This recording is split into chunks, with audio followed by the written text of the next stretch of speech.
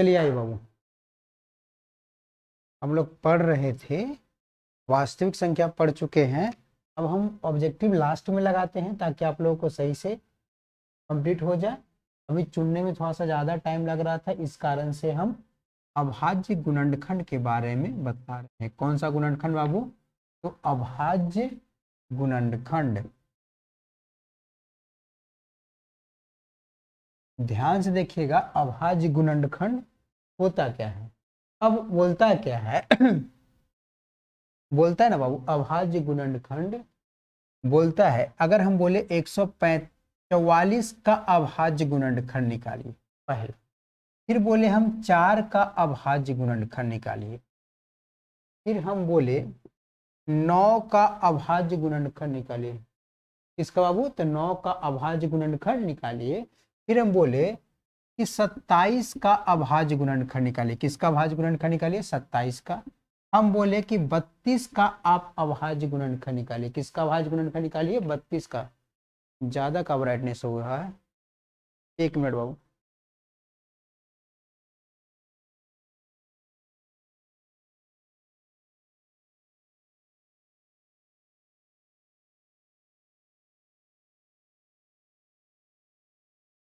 Brightness 32 का अभाज्य गुणनखंड निकालिए। किसका अभाज्य गुणनखंड? 32 का। फिर हम बोले आपसे कि 36 का अभाज्य गुणनखंड निकालिए।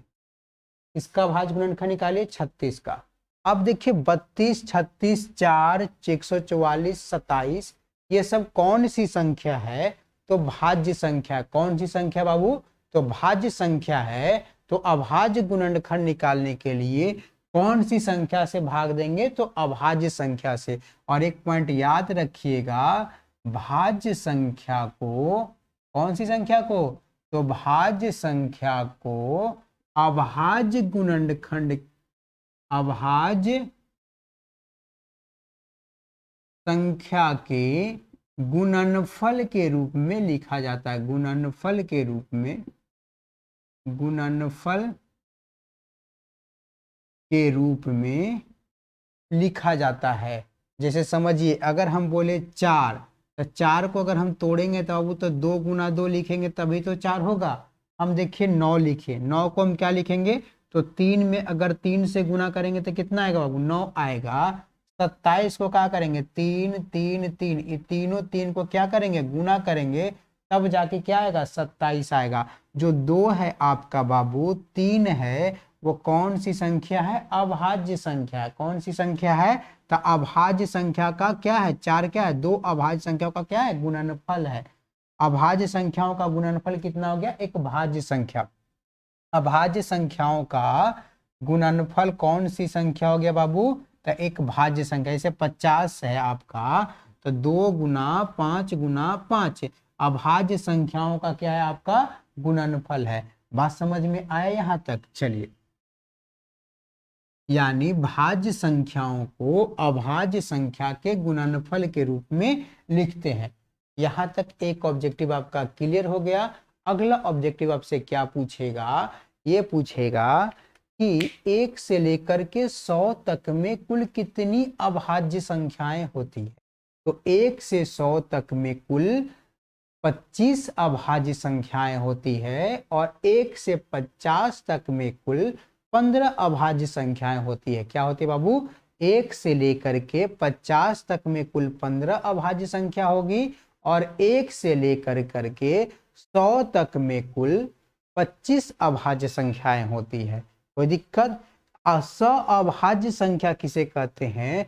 वैसी अभाज्य संख्या जिसका HCF 1 होता है। HCF कितना होगा? 1, यानी मसह कितना होगा? 1 होगा। महत्तम समापवर्तक 1 होगा। उसे सह अभाज्य संख्या कहते हैं। सह अभाज्य संख्या किसे कहते हैं?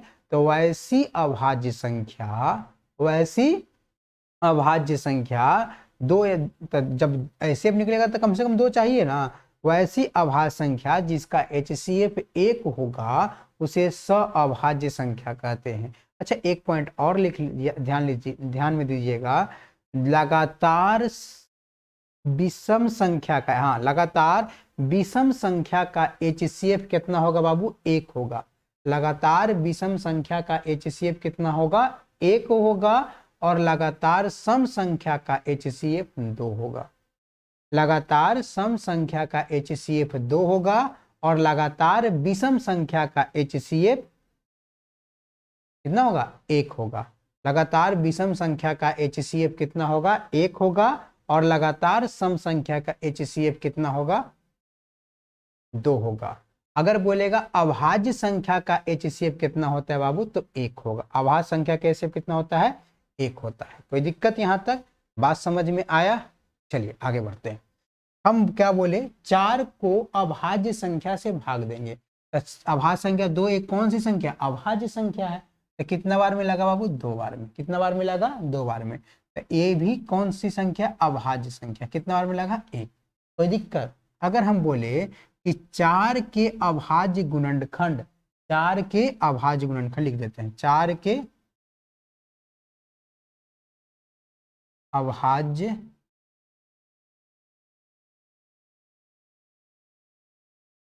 गुणनखंड कितना होगा बाबू? तो 2 गुना, यानी कहने का मतलब 2 के पावर में कितना हो गया? 2। 4 के अभाज्य गुणनखंड कितना हो गया? 2 गुना 2। अगर हम 36 को करें तो कौन सी अभाज्य सबसे छोटी अभाज्य संख्या? 2 से लगेगा। तो 18 दूनी का 36, फिर 2 से लगाएंगे 9 दूनी का 18, फिर 3 से लगाएंगे तो 3 एकम 3, फिर 3 से लगाएंगे एक बार में। यानी 2 और 3 आपका कौन संख्या? अभाज्य संख्या। कौन सी संख्या आपका? अभाज्य संख्या। ये लिख सकते हैं।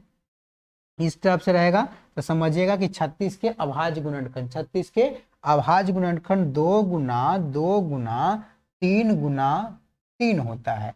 2 गुना 2 गुना 3 गुना 3 होता है। कोई दिक्कत यहाँ पे? बात समझ में आया? चलिए, तो 2 को कितना बार लिखे बाबू? 2 बार। तो 2 के पावर में कितना कर दिए? 2। और 3 के पावर में कितना कर दिए? 2। क्यों किए? 3 को कितना बार लिखे हैं? 2 बार गुना किए हैं। तो 2 के पावर 2 गुना 3 के पावर 2। बात समझ में आ रहा है? अब देखिए 32 को क्या लिख सकते हैं? 2 से भाग लगाएंगे 16 दूनी का 32, फिर 2 से लगाएंगे 8 दूनी का 16, फिर 2 से लगाएंगे 4 दूनी 8, 4 दूनी 8, फिर 2 से लगाएंगे 2 दूनी का 4, फिर 2 से लगाएंगे 2 इकाई 2। इसको अगर 32 के अभाज्य गुणनखंड हमको लिखना है तो 1 2 3 4 5 बार 2 को क्या करेंगे? गुना करेंगे। 2 बार, 3 बार, 4 बार, 5 बार। इसको क्या लिख सकते हैं? 2 के पावर 5। क्यों लिखे? क्योंकि 2 को कितना बार गुना किए बाबू? 5 बार, तब जाकर के 32 आया है। कोई दिक्कत यहाँ तक है तो बताइए। दिक्कत है? नहीं। तो अब देखिए 3, इसको जब भाग लगाएंगे ना बाबू तो 3 से लगेगा 9 तिया 27, फिर 3 से लगाएंगे 3। अगर बोलेंगे 27 के अभाज्य गुणनखंड कितना होगा? तो 3 गुना 3 गुना 3, यानी कहने का मतलब है बाबू 3 के पावर में कितना हो गया? 3। क्यों पावर में 3 हुआ? कि 3 को 3 बार गुना करना है। 3 को कितना बार गुना करना है? 3 बार। उसी प्रकार से आप 9 को आइए तो 3 का पहाड़ा अगर 3 बार पढ़ेंगे तो कितना आ जाएगा बाबू? 3। 3 इकाई 3। इसको अगर हम लिखेंगे 9 के अभाज्य गुणनखंड तो 3 गुना 3 लिखेंगे, यानी 3 के पावर में 2 लिखेंगे। कितने बार होगा? 3 के पावर 2। अगर हम 144 बनाए ना बाबू तो किससे लगेगा? 2 से लगेगा। किससे लगेगा? 2 से लगेगा। कितना बार में कटेगा? 7 दूनी का 14 और 2 दूनी का 4, 72। फिर 2 से लगाओगे ना बाबू तो 36 बार में कटेगा। फिर 2 से लगाओगे ना तो 18 बार में कटेगा। फिर 2 से लगाओगे ना तो 9 बार में कटेगा। फिर 2 से 3 से लगेगा आप तो कितना से लगेगा? 3। कौन सी संख्या से लगा रहे हैं बाबू? तो अभाज्य संख्या से हम लगा रहे हैं। तो 144 के जो अभाज्य गुणनखंड होगा ना 2 गुना 2 गुना 2 गुना 2 गुना 3 गुना 3, ये वाला 2 यहाँ वाला का, ठीक है ना? तो कितना हो गया? 2 के पावर में 4, 2 के पावर 4 गुना 3 के पावर 2। यहाँ तक समझ में आया? अगर हम बोले 144 के अभाज्य गुणनखंड कितना हो गया? 2 के पावर 4 गुना 3 के पावर 2। 4 के अभाज्य गुणनखंड अभाज्य गुणनखंड कितना हो गया? 2 के पावर 2। 27 के अभाज्य गुणनखंड 3 के पावर 3। 32 के अभाज्य गुणनखंड 2 के पावर 5। 36 के अभाज्य गुणनखंड 2 के पावर 2 गुना 3 के पावर 2। 9 के अभाज्य गुणनखंड 3 के पावर 2। यानी कहने का मतलब इसको इतना बार तोड़ना है ना कि उसका मान कितना आ जाए, 1 नीचे आ जाए। बात समझ में आ गया? यानी इतनी बार अभाज्य संख्या से भाग देना है कि उसका नीचे जो मान आएगा कितना आना चाहिए, 1 आना चाहिए। बात समझ में आया कि नहीं आया? तो जो अभाज्य गुणनखंड के रूप में तोड़े, किसके रूप में तोड़े बाबू, अभाज्य गुणनखंड के रूप में तोड़े। अब यहां से आपका क्वेश्चन क्या क्या उत्पन्न होगा। पहला क्वेश्चन पूछेगा अभाज्य गुणनखंड के रूप में व्यक्त कीजिए। अभाज्य गुणनखंड के रूप में आप क्या कर चुके हैं, व्यक्त कर चुके हैं। यहां से पूछेगा, बोलेगा कि 4 में अभाज्य गुणनखंडों की संख्या कितनी है। क्वेश्चन पूछेगा कि 4 में अभाज्य गुणनखंडों की संख्या कितनी है। बाकी क्वेश्चन गलत है कि 4 में अभाज्य गुणनखंडों की संख्या कितनी है, एक के वो तो है 2 है, लेकिन क्वेश्चन ऐसे नहीं बोल रहा कि क्वेश्चन का कहने का मतलब ये है कि 4 को बनाने में कितनी बार अभाज्य संख्याओं का प्रयोग किया गया है।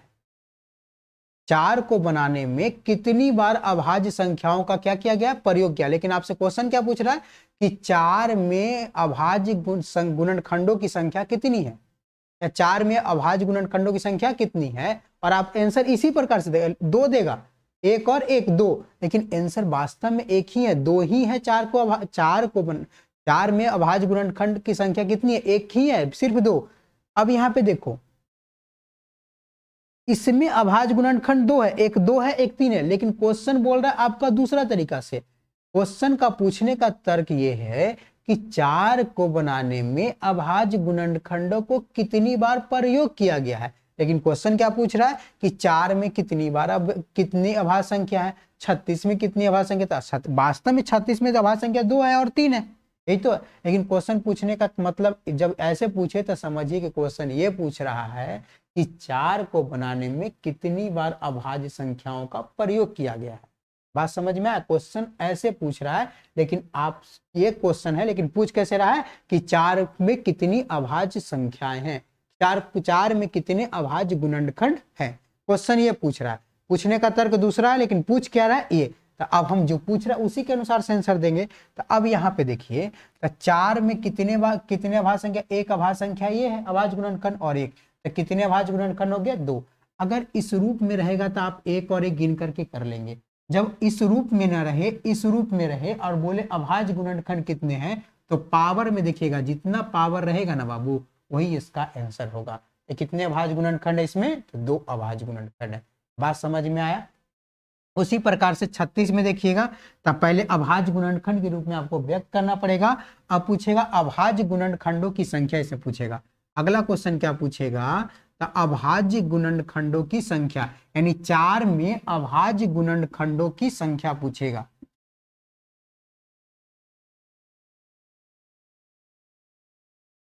चार में अभाज्य गुणनखंडों की संख्या पूछेगा, तो कितने होगा बाबू, तो 2 होगा, 1 और 1 कितना हो जाएगा, 2। इसी प्रकार से 36 में अभाज्य गुणनखंडों की संख्या, यहाँ पे अभाज्य गुणनखंड है, अब यहाँ पे अभाज्य गुणनखंडों की संख्या है, तो कितना हो गया बाबू, तो 1 2 3 4, तो कितना हो गया, 4। अब ऐसे वाला में रहेगा तो आप तो सीधा कर लीजिएगा। जब पावर वाला रहेगा ना बाबू, तो पावर को क्या कर देंगे, जोड़ देंगे, गुना नहीं करेंगे, जोड़ देंगे। क्या करेंगे, जोड़ देंगे। तब पावर वाला में 2 जोड़ 2 कितना हो जाएगा, कितना हो जाएगा, 4। पावर से भी देख लिए, पावर वाला को पावर लिख दिए, पावर वाला को लिखेंगे पावर कितना है, 2, इसका पावर कितना है, 2, दोनों को क्या किए, जोड़ दिए, तो कितना हो जाएगा, 4। बात समझ में आया कि नहीं आया, बोलिए।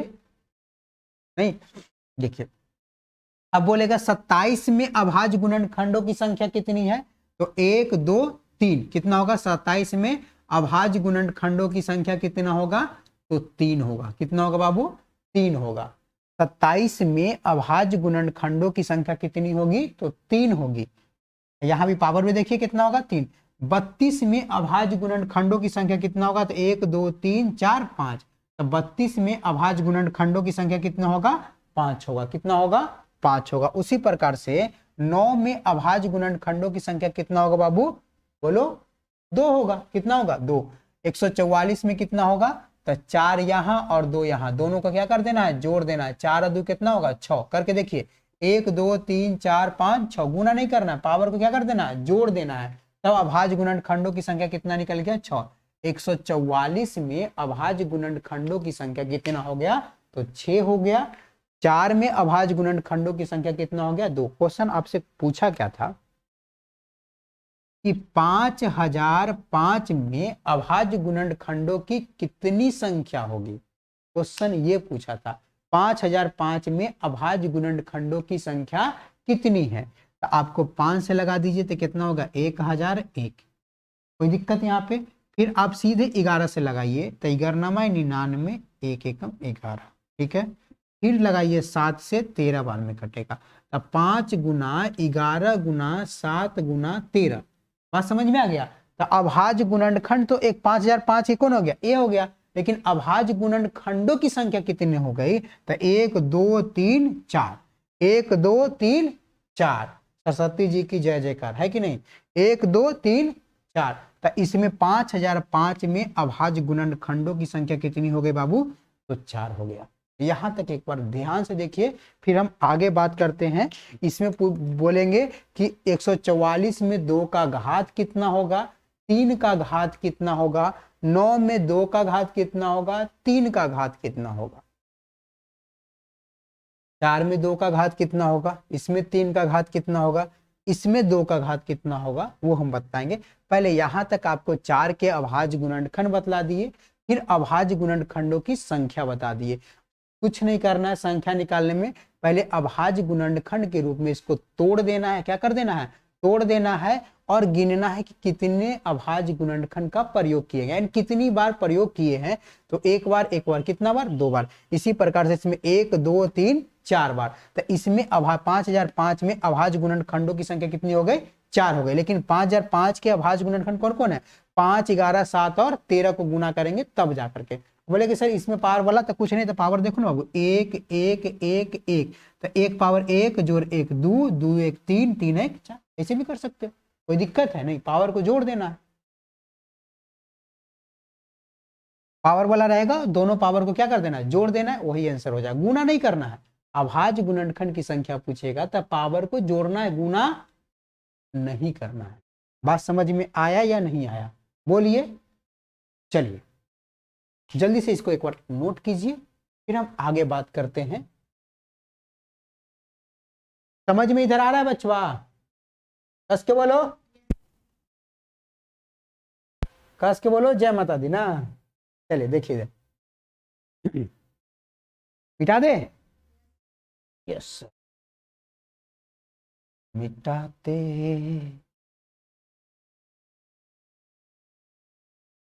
चलिए रिपीटेशन करवा रहे हैं। क्या सभी प्राकृत संख्या पूर्ण संख्या कहलाती है? बताइए, क्या सभी प्राकृत संख्या पूर्ण संख्या कहलाती है? तहाँ सभी प्राकृत संख्या पूर्ण संख्या कहलाती है, लेकिन सभी पूर्ण संख्या प्राकृत संख्या नहीं कहलाती है। पहला पॉइंट कंप्लीट हो गया। मिटाते मिटाते यही चीज करवाते हैं, ठीक है ना, ताकि टाइम वेस्ट ना हो। तो अभी ध्यान दिमाग में है ना। अब देखिए दूसरा पॉइंट, सभी पूर्ण संख्या पूर्णांक संख्या कहलाती है। तो हाँ, सभी पूर्णांक संख्या सभी पूर्ण संख्या पूर्णांक संख्या कहलाती है, लेकिन सभी पूर्णांक संख्या पूर्ण संख्या नहीं कहलाती है।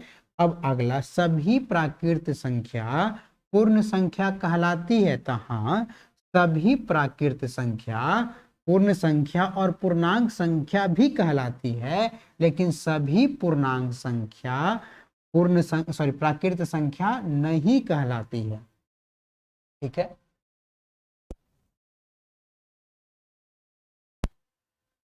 अब देखिए अगला पॉइंट आपको यह याद करवाए थे कि सबसे छोटी प्राकृत संख्या 1 होता है। कौन होता है बाबू?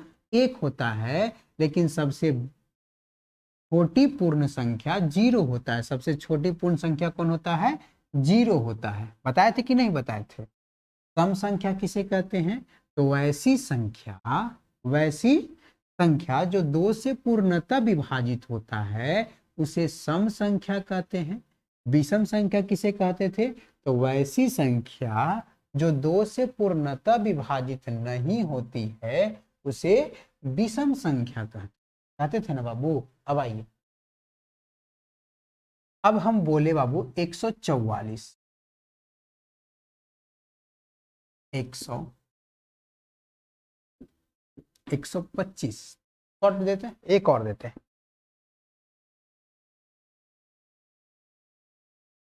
कौन सा क्वेश्चन दे?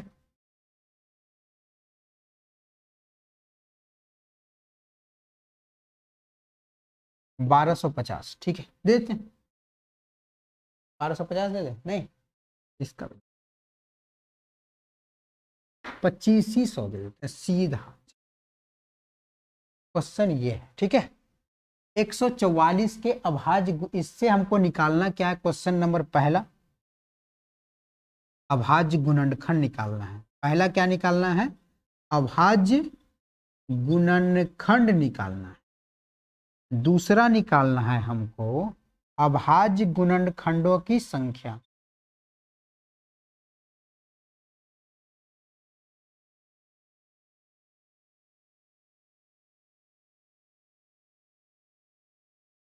इसमें से 2 और 5 ही का प्रयोग किए हैं, 7 तो है नहीं, जिसका पूछेगा उसका दे देंगे। 2 के घात, 2 के अधिकतम घात,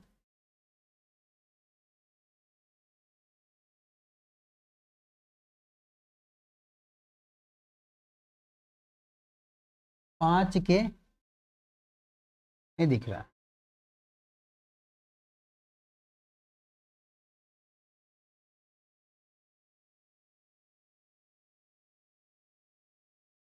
अधिकतम घात, 7 के अधिकतम घात। ध्यान से देखिए क्वेश्चन ये है आपका, ठीक है। अब देखिए इसको हम 2 से भाग लगाएंगे बाबू, तो कितना बार में कटेगा बताइए? 7 दूनी का 14, 72 बार में। 2 से लगाएंगे कितना बार में कटेगा? 36 दूनी का 72। 2 से लगाएंगे कितना बार में कटेगा बताओ जल्दी से? 18 दूनी का, फिर 2 से लगाएंगे 9 दूनी का 18। इसका भाज्य गुणनखंड निकालने के लिए ऐसे ही तो करेंगे, बोलो बाबू। इसके अब 144 के अभाज्य गुणनखंड लिख रहे हैं, तो इसको क्या लिखेंगे?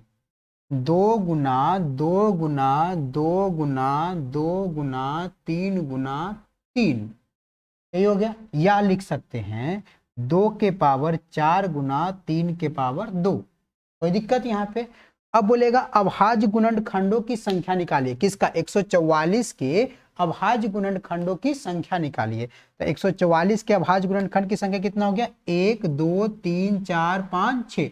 आपको ऐसे ही बताए थे कि पावर को क्या कर दीजिएगा? जोड़ दीजिएगा। तो 2 के पावर में कितना है? 4, और 2 जोड़ देंगे तो कितना हो जाएगा? कितना हो गया? अभाज्य गुणनखंडों की संख्या कितना हो गया? 4 और 2 क्या हो जाएगा? 6 हो जाएगा। बात समझ में आ गया? कोई दिक्कत यहाँ तक?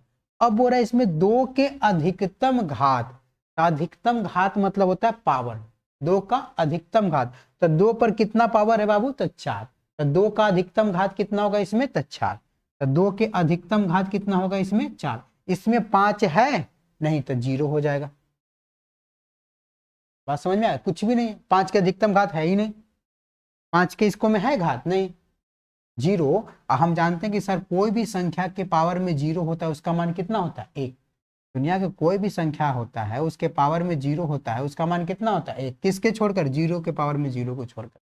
इसका मान 1 नहीं होता, इसको छोड़ करके, ठीक है, इसको छोड़कर। इसको बोलते हैं अपरिभाषित। 0 के पावर 0 को अपरिभाषित बोलते हैं। आपको समझा दिए हैं, ठीक है। अगर जिसको कंफ्यूजन इससे भी लग रहा है तो आगे डिस्कस कर देंगे, ठीक है। जब हम बहुपद पढ़ाएंगे ना, वहां पे आप हमको याद दिलवा दीजिएगा कि सर 0 के पावर 0 वाला को आप डिस्कस कर दीजिए, तो हम वहां पे कर देंगे, ठीक है। लेकिन यहाँ पे थोड़ा सा हम इधर पढ़ा देते हैं। कोई भी संख्या के पावर में अगर 0 रहता है तो उसका मान 1 होता है। तो क्या सर जी एकरा में तो 0 है, ये नहीं? तो कुछ नहीं बाबू, 1 तो लिख सकते हो ना, 1 लिख सकते हो। गुना तो एक कोई भी संख्या में 1 से गुना करेंगे तो वही संख्या होगा। और ये 1 के जगह पे 5 की पावर 0 कर दिए, क्या दिक्कत है? समझ में बात आ गया? अब इसमें 7 नहीं है, क्या है बाबू? 7 नहीं है, तो 7 के पावर के अधिकतम घात कितना होगा? 0। इसको में दूसरा क्वेश्चन क्या बच सकता था? तो 3 के अधिकतम घात कितना होता? तो 3 के अधिकतम घात कितना होता? तो 2 होता। 3 का अधिकतम घात कितना होता?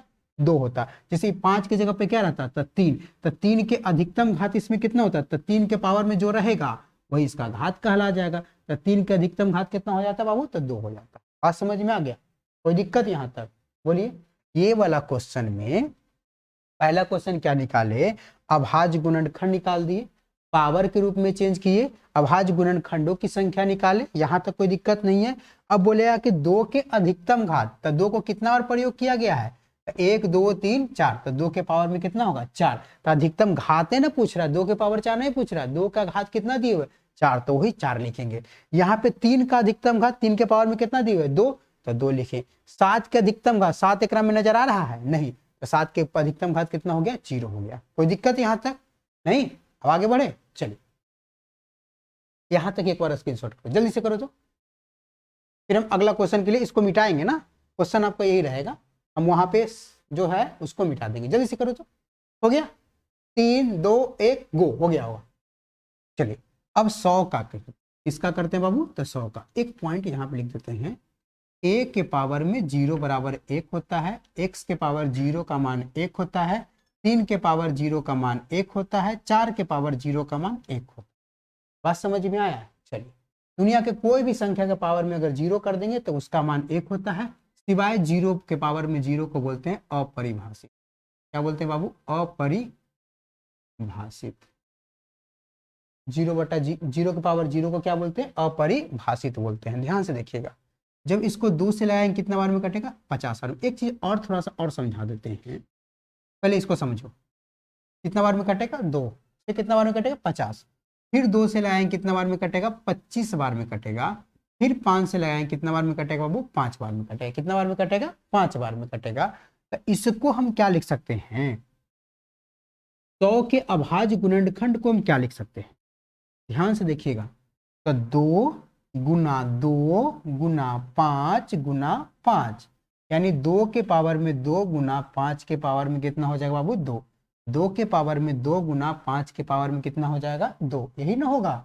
तो अब देखिए इसमें पूछेगा अभाज्य गुणनखंडों की संख्या। 100 में अभाज्य गुणनखंड की संख्या कितना होगा? 1 2 3 4। यहाँ भी देखिए 2 में 2 जोड़ेंगे तो कितना हो जाएगा? 4। तो अभाज्य गुणनखंडों की संख्या कितना होगा? 4। अब बोलेगा इसमें 2 के अधिकतम घात कितना होगा? तो 2 के पावर में कितना दी हुई है? 2, वही अधिकतम घात हो गया।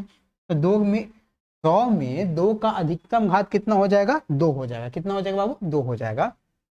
इसमें 3 का अधिकतम घात कितना हो जाएगा? 0 हो जाएगा। क्यों 0 होगा? क्योंकि इसमें 3 नहीं नजर आ रहा है, तो 3 का अधिकतम घात इसमें क्या हो जाएगा? 0 हो जाएगा। लेकिन 5 के अधिकतम घात कितना हो जाएगा? तब 5 के पावर में कितना दिए हुए? 2। तब 5 का अधिकतम घात कितना हो जाएगा? 2 हो जाएगा। जल्दी से एक बार इसको नोट कीजिए,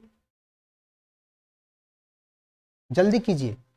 अब देखिए 125 वाला 5 से लगाएंगे कितना बार में कटेगा? 25। 5 से लगाएंगे कितना बार में कटेगा? 5।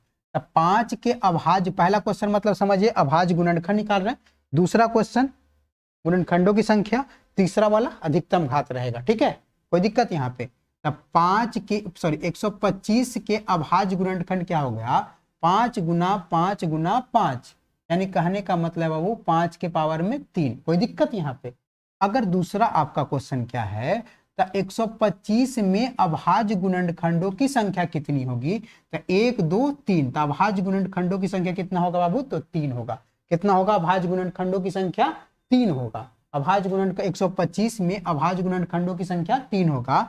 तीसरा क्वेश्चन आपका है 125 में 2 का अधिकतम घात, 125 में 2 का अधिकतम घात कितना होगा?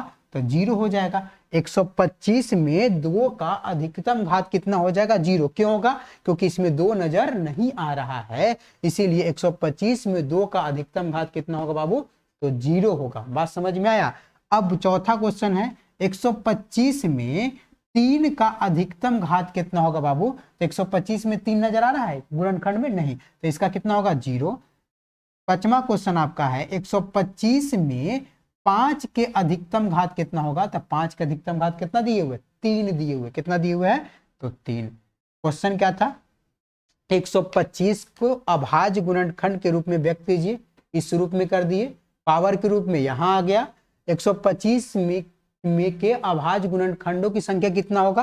तो 1 2 3, या पावर भी 3 हो गया। ठीक है, 125 में 2 का अधिकतम घात कितना होगा? 0 होगा, क्योंकि 2 नजर आ ही नहीं रहा। इसमें 125 में 3 का अधिकतम घात कितना होगा? 0, क्योंकि इसका गुणनखंड में 3 नहीं आया। क्या आया है? 5। तो 125 में 5 के अधिकतम घात कितना होगा? 3। अगर जो गुणनखंड दिया रहे उसमें जिसका घात पूछे अगर वो नहीं रहे तो उसका क्या कर देंगे, जीरो कर देंगे। क्या कर देंगे, घात जीरो कर देंगे। अगर जो दिया रहेगा उसका में जितना पावर रहेगा वही उसका आंसर होगा। बात समझ में यहां तक आया या नहीं आया बच्चों, बोलिए आया। चलिए यहां तक दिक्कत है तो बताइए, जल्दी से एक बार इसको नोट कीजिए, फिर हम आगे बात करते हैं, ठीक है। अब हम 2500 वाला को बताते हैं।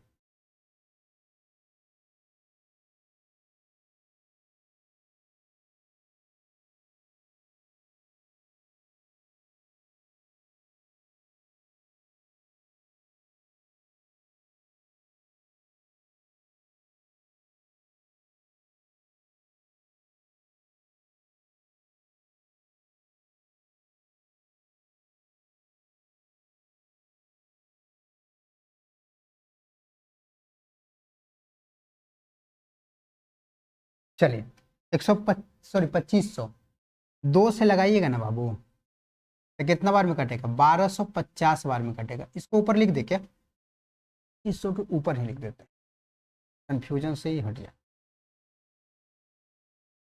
2500 के अभाज्य गुणनखंड के रूप में बदलिए, 2 से लगाइएगा 125 जीरो, ठीक है।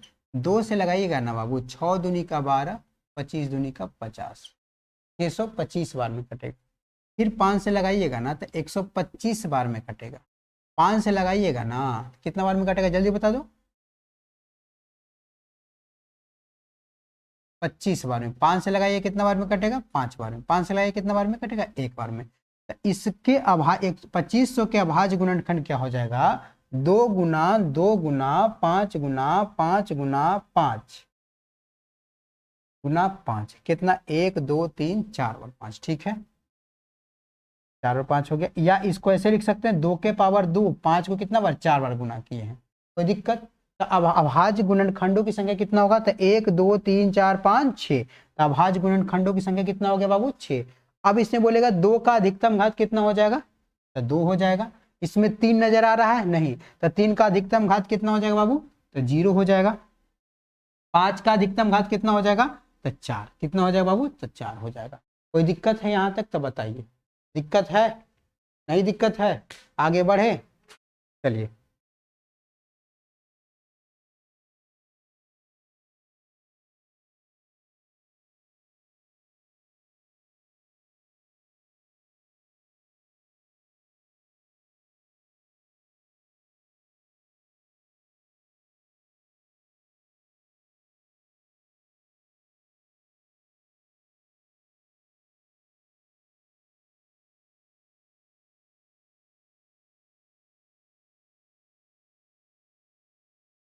चलिए बाबू, आपको कहाँ तक समझा दिए थे, सम संख्या। सबसे छोटी सम संख्या कौन होता है, तो 2 होता है।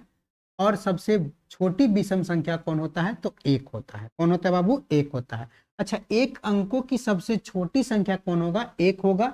लेकिन एक अंकों की सबसे छोटी सम संख्या 2 होगा। एक अंकों की सबसे छोटी संख्या 1 होगा, प्राकृत संख्या भी 1 होगा, विषम संख्या भी एक अंकों की सबसे छोटी कौन होगा, 1 होगा, ठीक है। अगर बोले एक अंकों की सबसे बड़ी संख्या कौन होगा, तो 9 होगा। एक अंकों की सबसे बड़ी संख्या कौन होगा, तो 9 होगा। और एक अंकों की सबसे बड़ी सम संख्या कौन होगा, तो 8 होगा। एक अंकों की सबसे बड़ी सम संख्या कौन होगा, तो 8 होगा। अगर बोले एक अंकों की सबसे बड़ी संख्या, तो 9 सम भी हो जाए, सॉरी विषम भी हो जाएगा और प्राकृत भी। अगर हम वही क्वेश्चन बोल दे एक अंकों की सबसे बड़ी सम संख्या कौन होगा, तो 8 होगा, ध्यान दीजिएगा। 2 अंकों की सबसे छोटी संख्या 10, 2 अंकों की सबसे छोटी संख्या 10, 2 अंकों की सबसे छोटी सम संख्या 10, 2 अंकों की सबसे छोटी विषम संख्या 11 होगा, 10 नहीं होगा, कौन होगा, 11 होगा। 2 अंकों की सबसे बड़ी संख्या 99, 2 अंकों की सबसे बड़ी विषम संख्या 99, 2 अंकों की सबसे बड़ी सम संख्या 98, 2 अंकों की सबसे बड़ी अभाज्य संख्या 97, 2 अंकों की सबसे बड़ी अभाज्य संख्या 97। बात समझ में आ रहा है, 97, 98, 99, तीनों बड़ी संख्या है, लेकिन किसके अनुसार से? सम बोलेगा तो 98, विषम बोलेगा 99, प्राकृत बोलेगा 99, अभाज्य बोलेगा 97। बात समझ में आया? कोई दिक्कत यहाँ तक? हंस रहा है? हंसने वाला बात नहीं है इसमें। चलिए, अब अभाज्य पढ़ा ही रहे ना, तो अभाज्य संख्या से आपको एलसीएम और एचसीएफ निकालने की प्रक्रिया बता देते हैं, तो आपका एक चैप्टर यहाँ से खत्म हो जाएगा। ठीक है, कोई दिक्कत यहाँ तक? थोड़ा सा पानी पिला दोगे क्या बाबू? पिला दो ना पानी। अब क्वेश्चन कैसे देगा, ध्यान से देखना बाबू, ठीक है? समझा देते हैं क्वेश्चन क्या रहेगा।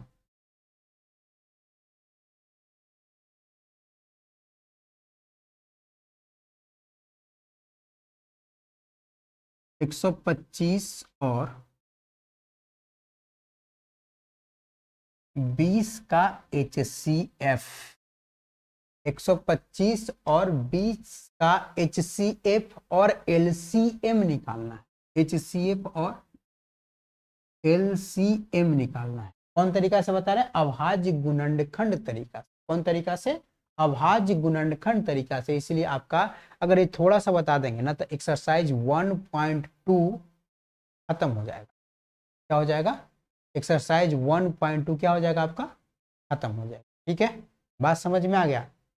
बोलिए, थोड़ा सा पानी पी लेने, आवाज दम। देखिए, तब तक आ रहा है पानी, तब तक इधर देख लो। 125 को अभाज्य गुणनखंड के रूप में तोड़ेंगे, 5 से 25, 5 से 5, कोई दिक्कत? तो 125 के अभाज्य गुणनखंड 5 गुना 5 गुना 5, कोई दिक्कत यहाँ तक? या 5 के पावर में 3। आप 20 को तोड़िए सर, 2 से लगाइएगा, 10 दूनी का 20, 2 से लगाइएगा 5, 5 से लगाइएगा 1, कोई दिक्कत? अगर हम बोले कि 20 के अभाज्य गुणनखंड लिखिए, तो 2 गुना 2 गुना 5 लिखे, कोई दिक्कत है यहाँ तक सर? अगर HCF बोल, इसको मैं लिखता हूं, HCF क्या बोलता है? मान लिया, HCF क्या बोलता है? जो दोनों में मिले। HCF क्या बोलता है? जो सभी में मिले वही क्या कहलाएगा? HCF कहलाएगा।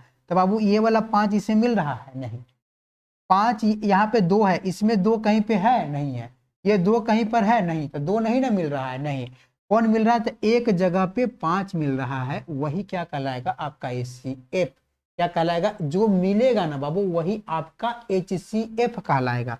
तो इसका HCF कितना हो गया? 5 हो गया। क्या हो जाएगा? जो मिलेगा वही HCF कहलाएगा। अब LCM बोलता है ना, मिले चाहे ना मिले हमको लिख दो, हमको क्या करो? लिखो। तो इसको में कौन मिल रहा है? जो मिल रहा है उसको पहले लिख देते हैं, तब 5 मिल रहा है, ये वाला 5। ठीक है, नहीं कौन मिल रहा है? तो ये वाला 5 नहीं मिल रहा है, ये वाला 5 नहीं मिल रहा है, ये वाला 2 नहीं मिल रहा है, और ये वाला 2 नहीं मिल रहा है। तो इसका HCF कौन हो जाएगा? तो HCF तो जो मिला वही हो गया। LCM कौन हो जाएगा? जो नहीं मिला, तो ये नहीं मिल रहा और ये नहीं मिला, किससे? तो नीचे वाला में। फिर ये नहीं मिला और ये नहीं मिला, कहाँ? तो ऊपर वाला में। तो सबको क्या कर देंगे? गुना कर देंगे। तो इसको ऐसे भी लिख सकते हैं, 2 को कितना बार? तो 3 बार। तो 2 के पावर कितना हो गया? 5, सॉरी 2 के पावर कितना हो गया? 3। 2 के पावर कितना हो गया? 2। 2 के पावर कितना हो गया? 1 और 1 2। लेकिन 5 के पावर कितना हो जाएगा? 5 के पावर 3। 2 के पावर 2 गुना 5 के पावर 3 हो गया। बात समझ में आया? या इसको ऐसे लिख सकते हैं, 25 दिया 125, सॉरी 25 25 125, 250 दूनी का 500, यही आपका क्या हो जाएगा? LCM हो जाएगा। कौन तरीका से? मिलाने वाला से। पावर वाला क्या बोलता है ना बाबू? पावर वाला बोलता है जो मिल रहा है ना, मिलना चाहिए इसमें भी, जो मिल रहा है उसी को लिखेंगे, जो मिल रहा है उसी को लिखेंगे, लेकिन सबसे कम पावर वाला, सबसे कम पावर। 2 इसमें मिल रहा है, बोलो नहीं ना मिल रहा है, लेकिन इसमें कौन मिल रहा है? 5 मिल रहा है। तो HCF बोलता है पावर वाला में जो मिलेगा उसको लिखेंगे, तो कौन मिल रहा है? 5 मिल रहा है। और सबसे कम पावर केकरा पास है? 1 के पास है कि 3 के पास है? तो 1 के पास था। 5 की पावर 1 का मतलब क्या हो गया? 5 ही तो हो गया। कोई दिक्कत यहाँ पे? LCM बोलता है ना, मिले चाहे ना मिले बाबू हमको क्या कर दो? लिख दो। तो कौन नहीं मिल रहा है? तो 2 नहीं मिल रहा है और 5 नहीं मिल रहा है। और एलसीएम बोलता है सबसे ज्यादा पावर वाला लिखना, मिलेगा तैयो नहीं मिलेगा तैयो सबसे ज्यादा पावर वाला हमको क्या करना, लिखना है। बात समझ में आया? तो सबसे ज्यादा पावर कितना है, 2 के पावर में कितना है 2, और 5 के पावर में कितना है 3। दोनों से आंसर देखिए तो सेम आया है या नहीं आया है, बताइए। समझ में बात आया? बोले क्या 125 को थोड़ा सा पानी लो।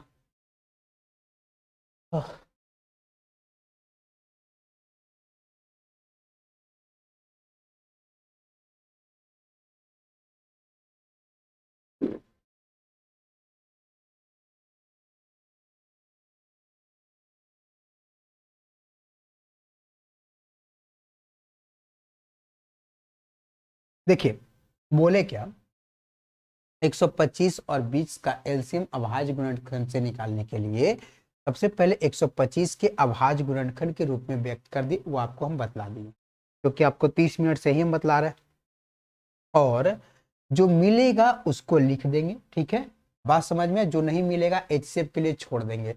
जो एलसीएम बोलता है बाबू, वो मिले उसको भी लिखना है, जो नहीं मिले उसको भी लिखना है। तब 5 मिला है तब 5 को लिख दिए, नहीं मिला 5 5 उसको लिख दिए, कोई दिक्कत यहाँ पे। यहाँ पे 2 2 नहीं मिला उसको लिख दिए, ठीक है। फिर सबको क्या कर दिए, गुना कर दिए। वही आपका क्या कहला है, एलसीएम कहला है। लेकिन पावर वाला में वो कंडीशन नहीं है। पावर वाला में क्या बोले, जो मिलेगा उसी को लिखेंगे, जो मिलेगा उसी को लिखेंगे, जो नहीं मिलेगा उसको नहीं लिखेंगे। तो जो मिल रहा है तो 5 मिल रहा था, इसमें भी कंडीशन है, मिल रहा है ना उसका सबसे कम पावर वाला, मिल रहा है उसका सबसे कम पावर वाला। था सबसे कम पावर कौन है, 5 की पावर 1। तो 5 की पावर 1 का मतलब कितना हो गया, 5 ही हो गया। बात समझ में आ गया? लेकिन एलसीएम का वो कंडीशन नहीं है, मिले या ना मिले लिखो, लेकिन सबसे ज्यादा पावर वाला लिखना। कौन वाला लिखना, सबसे ज्यादा पावर वाला। तो अब देखो नहीं मिल रहा कौन, 2 के पावर 2, ठीक है, नहीं मिला इसको लिख दिए। मिल कौन रहा है, 5 के पावर 5, 5 मिल रहा है तो 5 लिख दिए। लेकिन सबसे ज्यादा पावर कौन है, 1 है कि 3 है, तो 3। सबसे ज्यादा पावर एलसीएम में रहेगा और एचसीएफ में सबसे कम पावर, वो भी मिलना चाहिए। कोई दिक्कत है यहां तक तो बताइए, दिक्कत है? बोलिए। जब दिक्कत नहीं है ना बाबू तो एक क्वेश्चन बना के दिखलाओ तो सब हमको।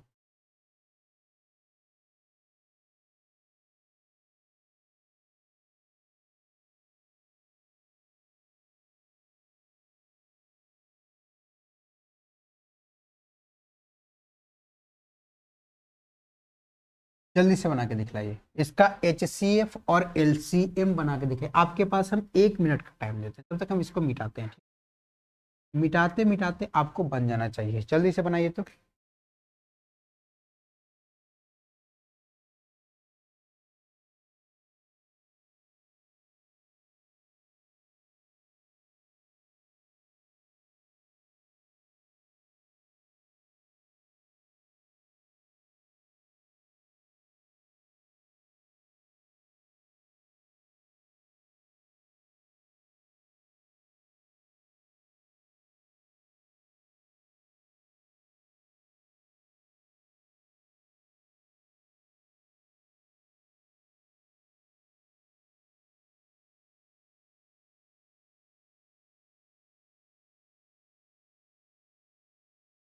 बन गया होगा, चलिए। जब बन गया होगा बाबू तो आप इसको ऐसे बनाए होंगे, कटकुट मत करो। आप इसको ऐसे बनाए होंगे, 144 को 2 से लगाए होंगे तो कितना बार में, 72 दूनी का 144 काटे होंगे, 2 से लगाए होंगे तो 36 बार में लगाए होंगे, फिर 2 से लगाए होंगे तो 18 बार में लगाए होंगे, फिर 2 से लगाए होंगे तो 9 बार में लगाए होंगे, फिर 3 से लगाए होंगे तो 3 बार में लगाए होंगे, 3 से लगाए होंगे तो 1 बार। 108 को जब आप लगाए होंगे ना बाबू, 3 से लगाए होंगे पहले, नहीं 2 से लगाए होंगे, किससे लगाए होंगे, 2 से, तब 54 54 बार में कटा होगा, 2 से लगाए होंगे 27 बार में कटा होगा, फिर 3 से लगाए होंगे तो 9 बार में कटा होगा, 3 से लगाए होंगे तो 3 बार में कटा होगा, फिर 3 से लगाए होंगे तो कितना बार में कटा होगा, 1 बार में। आप 144 के अभाज्य गुणनखंड क्या लिखे होंगे, तो 2 गुना 2 गुना 2 गुना 2, 4 बार 2 और गुना 3 गुना 3, ठीक है। 108 के अभाज्य गुणनखंड लिखे होंगे तो 2 गुना 2 गुना 3 गुना 3 गुना 3। कोई दिक्कत यहां तक? बोलिए यहाँ तक लिखे होंगे, कोई दिक्कत है आप लोगों का? नहीं है। तो अब ध्यान से देखिए बाबू, इसका HCF कितना होगा, HCF और LCM, तब मिल कौन रहा है, तो 2 मिल रहा है। कौन मिल रहा है बाबू, तो 2, तो 2 यहाँ भी मिल रहा है, तब मिल रहा है, तो गुना में लिख दीजिएगा। तो 2 गुना कितना हो गया, 2। ये वाला 2 मिल रहा है, नहीं मिल रहा है। कौन मिल रहा है, 3 मिल रहा है, यहां से यहां, तो गुना क्या लिखे, 3 लिखे। फिर यहां से यहां देखिए, गुना क्या लिखे, 3 लिखे। यही आपको मिल रहा है। क्या कर रहा है बाबू, मिल रहा है। तो इसको जब आप लिखिएगा तो 2 दूनी का 4, 4 तिहाई 12, सो 2 दूनी का 4, 4 तिहाई 12, 12 तिहाई कितना हो जाएगा, 36, 12 तिहाई कितना हो जाएगा बाबू, 36। ये आपका क्या हो गया, HCF हो गया। क्या हो गया आपका, HCF हो गया। ठीक है। LCM बोलता है ना, जो मिले उसको भी लिखना है, जो नहीं मिले उसको भी लिखना है। तब मिल कौन रहा है, तो 2 मिल रहा है, ये वाला 2 मिल रहा है, ये 3 मिल रहा है, और ये 3 मिल रहा है। मिल कौन को नहीं रहा है, तो 2 और 2, ये दोनों नहीं मिल रहा और 3 नहीं मिल रहा, तो इसको भी लिख दीजिए। तो 2 गुना 2 गुना 3। अब देखिए इसको गुना कीजिएगा ना बाबू, एक 3 छूट गया यहाँ पे, ठीक है, 3 और 3, हाँ ठीक है। यहां तक आपका 36 है। 36 में 4 से गुना कीजिएगा तो कितना हो जाएगा, 144 हो जाएगा। 36 में 4 से गुना कीजिएगा तो कितना हो जाएगा, 144 हो जाएगा। और 144 में 3 से गुना कीजिएगा ना तो कितना हो जाएगा, 4 तिहाई 12 और 42 एक 43, ठीक है, यानी 434 आएगा। कितना आएगा, 434 आएगा। बात समझ में आया? ये आपका LCM हो जाएगा। देखो ना, 4, 16, 16 नमा 144, और 144 में 3 से गुना करेंगे तो 4 तिहाई 12 के 2 हासिल 1, 4 तिहाई 12 एक 3 हासिल 1, 432। कितना हो जाएगा, 432 आया। कितना आया, 432। 34 का बोल दिए थे, 32 ना बोले, अच्छा सॉरी, 400 कितना आ जाएगा, 32 आएगा। कितना आएगा, 4 तिहाई 12 ना होगा, कितना होगा, 432। बात समझ में यहाँ तक आया कि नहीं आया, बोलिए, समझ में आया यहाँ तक बात? चलिए अब ध्यान से देखिए, पावर वाला में कैसे कर सकते थे। यहां तक बिना पावर वाला समझ में आया या नहीं आया, बताओ बाबू, जल्दी से बताओ। बिना पावर वाला समझ में आया या नहीं आया? आया। अगर पावर वाला रहता तो कैसे करते, तो ध्यान से देखिएगा, इसको हम पावर वाला के ऊपर में लिखते थे। तो 2 के पावर में कितना है, तो 4, तो 2 के पावर 4 गुना 3 के पावर में 2 है, ठीक है। 2 के पावर में 4 गुना 3 के पावर में कितना है, 2। अब नीचे देखो, 2 के पावर में कितना है बाबू, 2 है, और 3 के पावर में 3 है, 22 नहीं होगी। 2 के पावर में 2 है और 3 के पावर में कितना दिए हुए, 3। अगर इसका HCF बोलता है ना, तब मिल कौन को रहा है, 2 मिल रहा है, 2 मिल रहा है, 3 मिल रहा है और 3 मिल रहा है, मिल तो रहा है दोनों में। तो इसको लिखते, इसका जब HCF निकालते ना बाबू, तो 2 और 3 तो गुना में करके लिख भी करते, लिख देते ना कि क्या दोनों मिल रहा है, तो दोनों के लिखेंगे। और सबसे छोटा पावर कितना है बाबू, तो 2 है। तो यहाँ पे 2 बड़ा है छोटा, तो सबसे छोटा पावर कितना है, 2। तो 2 के पावर में क्या होगा, 2। और 3 के पावर वाला देखेंगे, 3 के पावर 3 छोटा है या 3 के पावर 2 छोटा है, तो पावर में कौन छोटा है, 2 छोटा है, तो 3 के पावर में 2। यहाँ भी देखिएगा, 2 के पावर 2 को 2 बार गुना किए तो 2 के पावर कितना हो गया, 2 हो गया।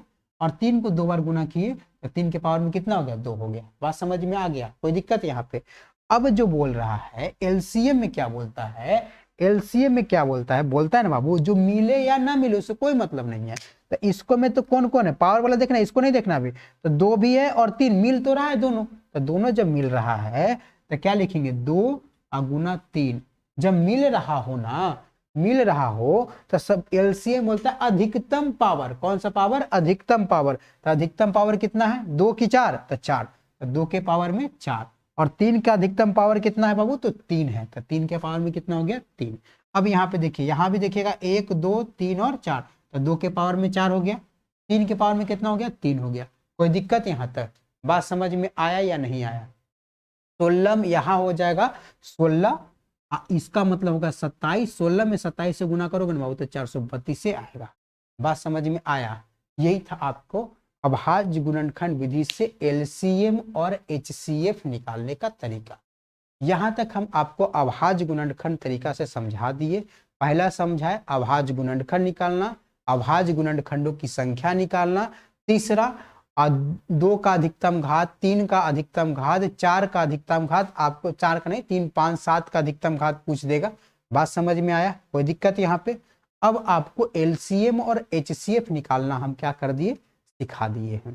ठीक है, यहाँ से एक क्वेश्चन और बनेगा एलसीएम और एचसीएफ निकालने के लिए। जब हम चैप्टर पढ़ाएंगे ना तब हम आपको बता देंगे क्या होता है एलसीएम, पहली संख्या गुना दूसरी संख्या, यानी अब संख्याओं का गुणनफल बराबर होता है एचसीएफ गुना एलसीएम। जब हम एलसीएम और एचसीएफ पढ़ा रहे होंगे चैप्टर तो वहां पे हम डिस्कस कर देंगे। ठीक है, कोई दिक्कत यहाँ तक, बोलिए। इसको मिटाते हैं, ये था बेसिक समझा दे रहे कि ऐसे बनता है। ठीक है ना, जो नहीं भी पढ़े होंगे ना बाबू उसको भी कम से कम तो मैथ में पास हो जाइएगा। इतना डिटेल से पढ़ा देंगे ना तो 60 नंबर तो पक्का आ जाएगा। समझ में आया ना, 60 से ऊपर के लिए आपको तो देखना ही देखना है।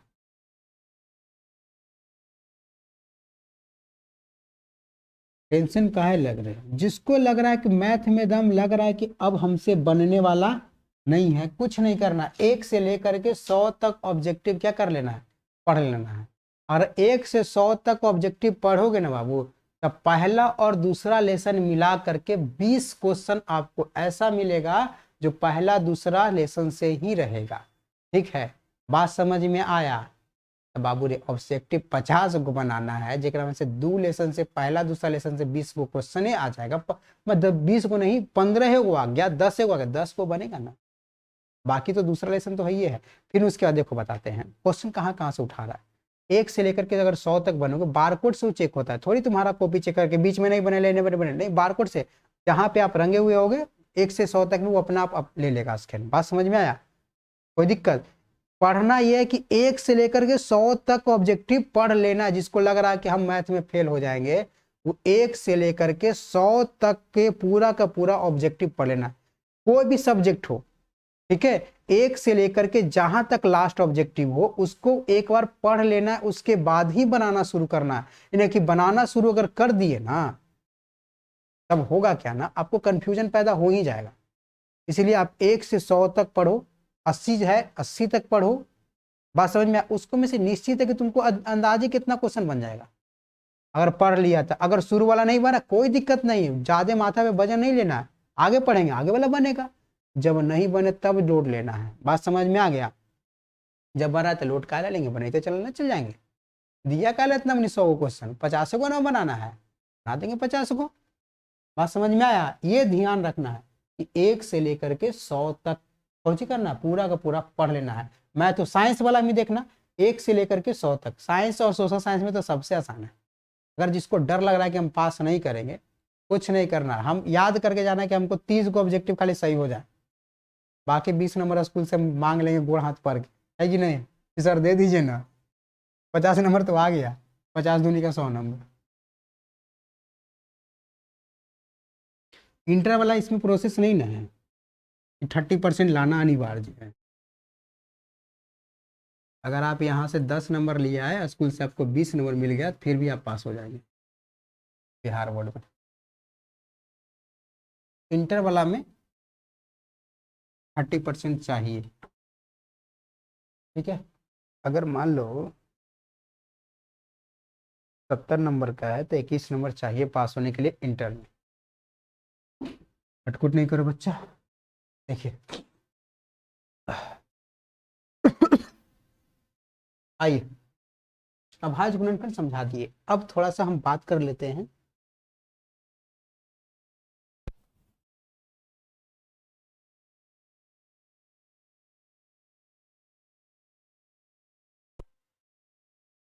अभाज्य गुणनखंड समझ लिए हैं, हम बताते हैं अब रेकरिंग पे आते हैं।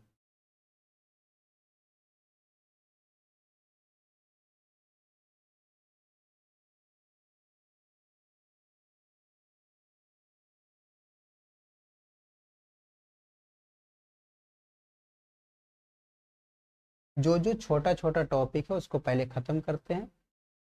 बोलिएगा सर अब यूक्लिड विभाजन बता दीजिए, तो सीरियल नंबर से बताते हुए चल जाए, ताकि जिससे जो भी रिलेटेड होना वो आपको क्या हो जाए, बन जाए। आज समझ में, एक सीरियल नंबर से, किताब में सीरियल नहीं दिया है, आपको सीरियल नंबर से हम बताते हुए चल जाए।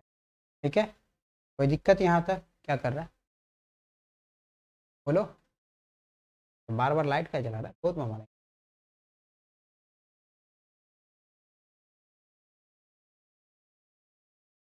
रिकरिंग।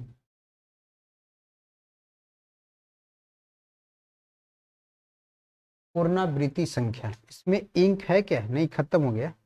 इसमें इंक डालो बाबू।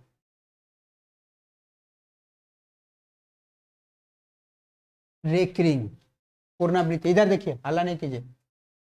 रेकरिंग नंबर, कौन सा नंबर? रेकरिंग नंबर यानी पुनरावृत्ति संख्या।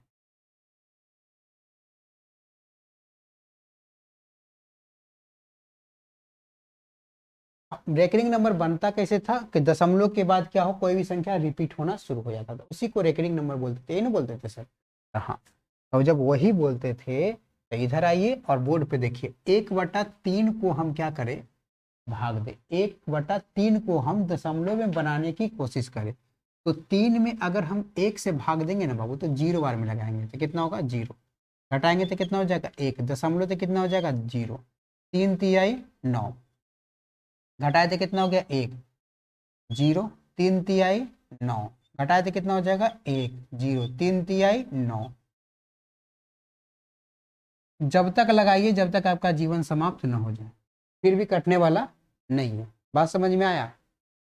चलिए, जब समझ में बात आई आपको तो इसको लिख सकते हैं 0.3333। लिखते जाइए, आपका पेज पूरा खत्म हो जाएगा, फिर भी ये खत्म होने वाला नहीं है, लगाते जाइए।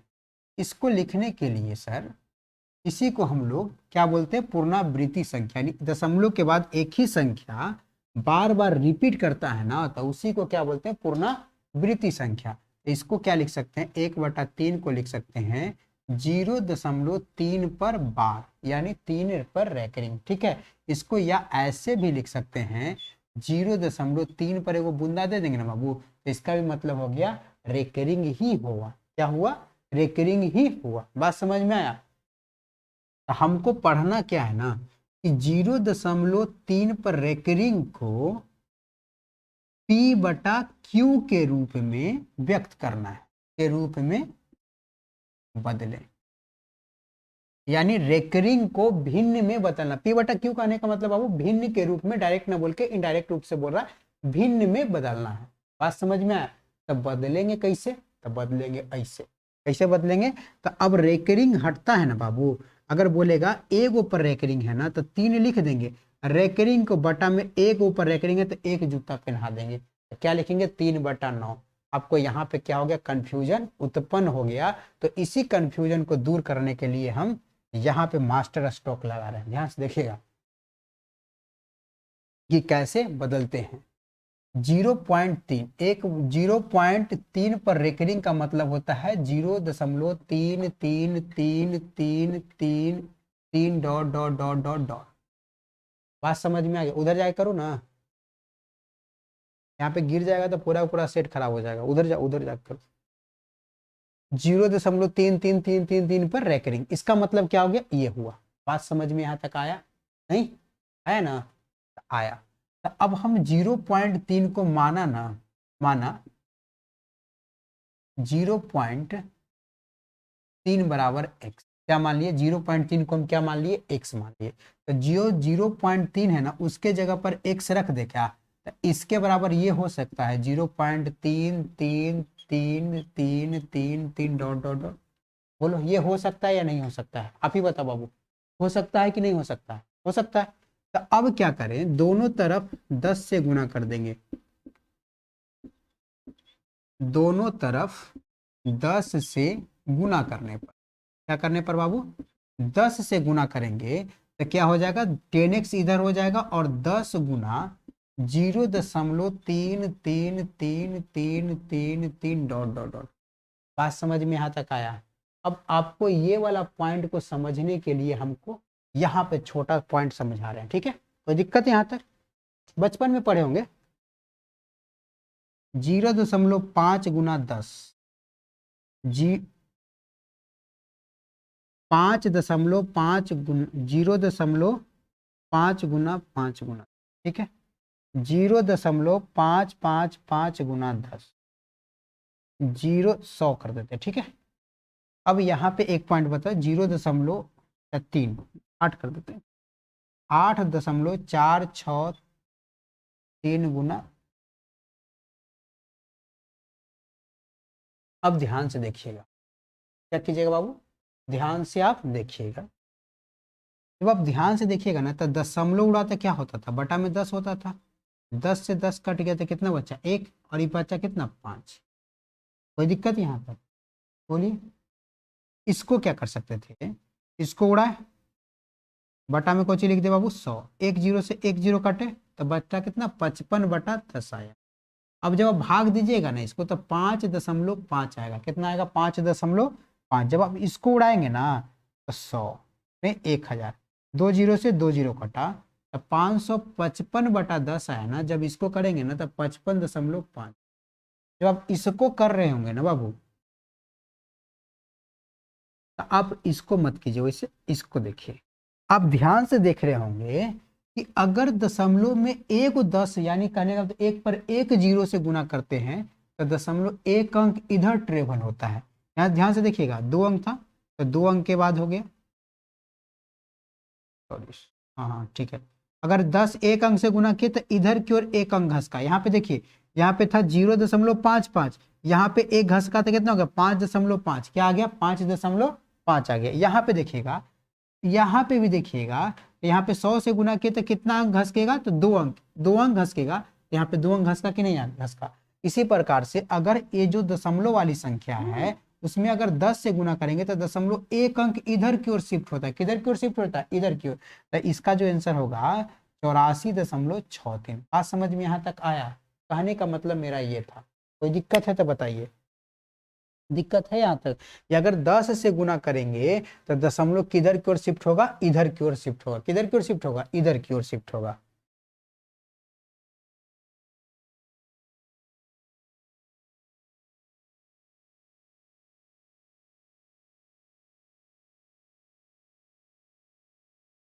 इसको लिखेंगे 10x 10 के 10 रहने दें, 10 से गुना किए तो 3.333333 डॉट डॉट डॉट तक जाएगा। बात समझ में आया कि नहीं आया बाबू।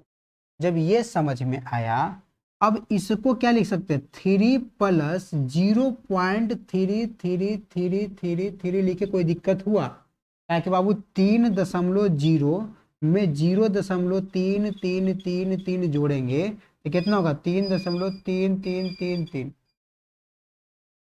एक मिनट